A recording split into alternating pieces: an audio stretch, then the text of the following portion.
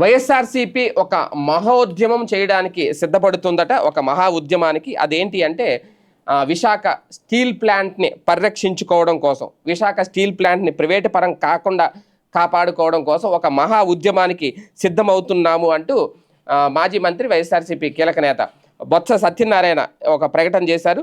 తమతో కలిసి వచ్చేవారిని కలుపుకొని త్వరలోనే ఉద్యమ కార్యాచరణ ప్రకటిస్తామని కూడా తాజాగా వెల్లడించారు. విశాఖ స్టీల్ ప్లాంట్లో మొత్తం 32 విభాగాలను ప్రైవేటు పరం చేస్తుంటే కూటమి సర్కారు ఏం చేస్తుంది అని ప్రశ్నించారు.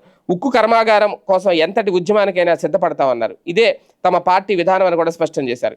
ఎన్నికలకు ముందు స్టీల్ ప్లాంట్ ప్రైవేటీకరణ కానివ్వబోము అని ప్రగల్భాలు పలికిన చంద్రబాబు, పవన్ కళ్యాణ్ ఇప్పుడు ఏం సమాధానం చెప్తారని ప్రశ్నించారు. ప్లాంట్కి 14,000 కోట్ల ప్యాకేజీ ఇచ్చినప్పుడే ఘోరం జరుగుతోంది, మోసం జరుగుతోంది అని, ప్రైవేటీకరణలో భాగంగా ప్యాకేజీ ఇస్తున్నట్లు తాము చెప్పామని అయినా కూటమి నేతలు పట్టించుకోలేదన్నారు. 2 సార్లు ఆంధ్రప్రదేశ్లో పర్యటించిన ప్రధాని ఎందుకు స్టీల్ ప్లాంట్పై స్పందించలేదు అని కూడా ఇక్కడ కీలక ప్రశ్న.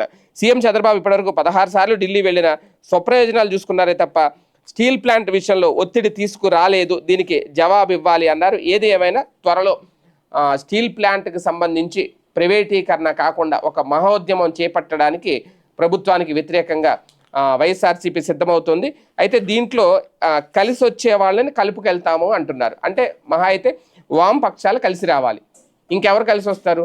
టీడీపీ, జనసేన, భారతీయ జనతా పార్టీలు అయితే కలిసి రావు. ఇక కాంగ్రెస్ పార్టీ కలిసి వస్తే కలుపుకెళ్తారా, వామపక్షాలు కలిసి వస్తే కలుపుకెళ్తారా అనేది ఇక్కడ చూడాలి. ఏది ఏమైనా తమతో ఎవరైనా కలిసి వస్తే కలుపుకెళ్తాము అంటున్నారు. అది కూడా విశాఖ ఉక్కు ఉద్యమం కోసం. ఆ ఉక్కు ఉద్యమం ఎంతవరకు సక్సెస్ అవుతుంది? త్వరలో ఉద్యమ కార్యాచరణ ఇంకా ప్రకటించలేదు, త్వరలో ప్రకటిస్తారట.